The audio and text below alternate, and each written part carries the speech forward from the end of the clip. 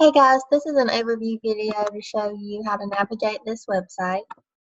So you'll land on the home page and you'll watch this video to just help you learn how to navigate this site. And then you'll go to North Carolina Teacher Candidate Standard 2C at this tab. It'll take you down to the standard, what the standard really means in my words, some key vocab and key concepts in the standard, and then a slide deck for KUD. So what you need to know, understand, and do in order to be proficient with this standard.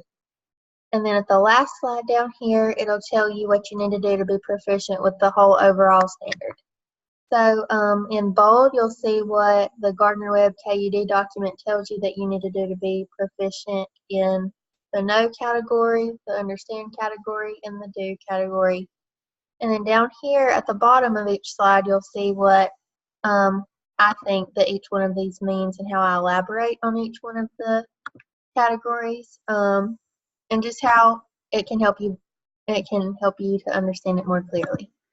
So on this very last slide over here, I have what you need to do to be able to be proficient with the whole overall standard. So not just the know or the understand or the do category, but what the Gardner-Webb KUD document tells you that you have to do to actually be proficient with the whole standard. And I also got all these definitions in these two sections from dictionary.com, and it's cited on my bibliography page.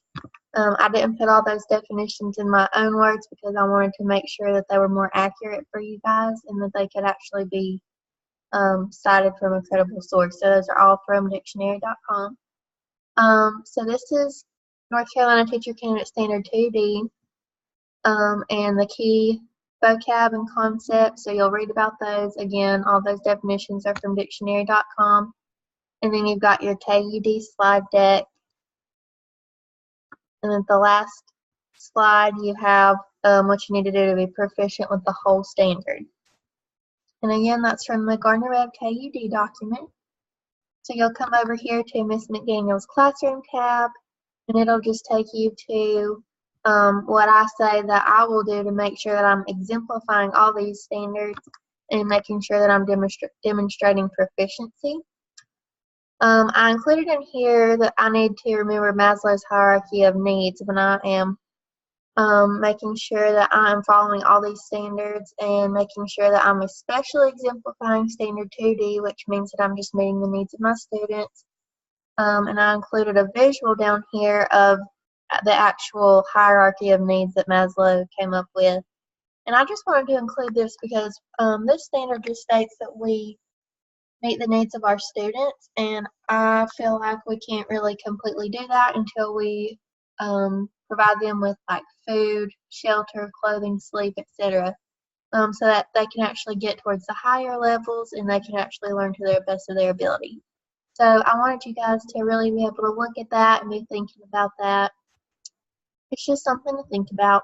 And then you'll go over here to the bibliography and follow-up activity tab. You'll scroll down, and the follow-up activity is a Google form, and it'll be popping up right here.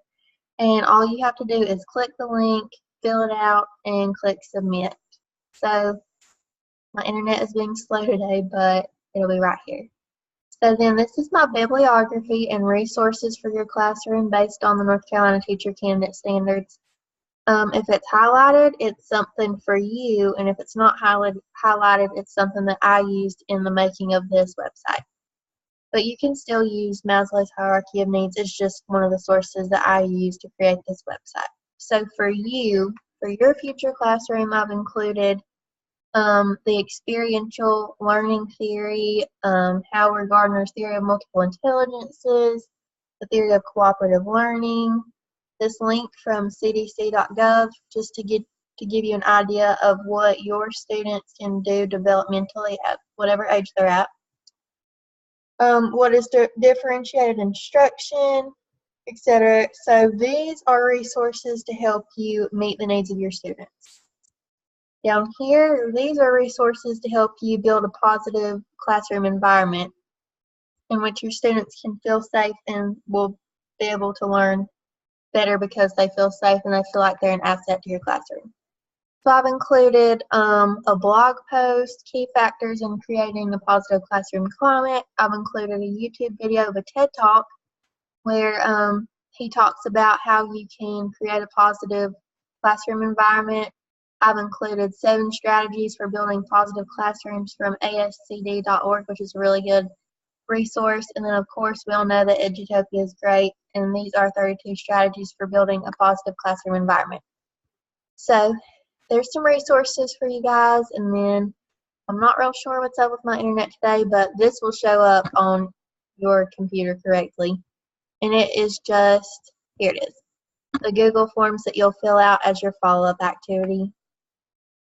You just fill out how this really helped you to understand these standards. So I hope you guys enjoy the website, and thanks for stopping by.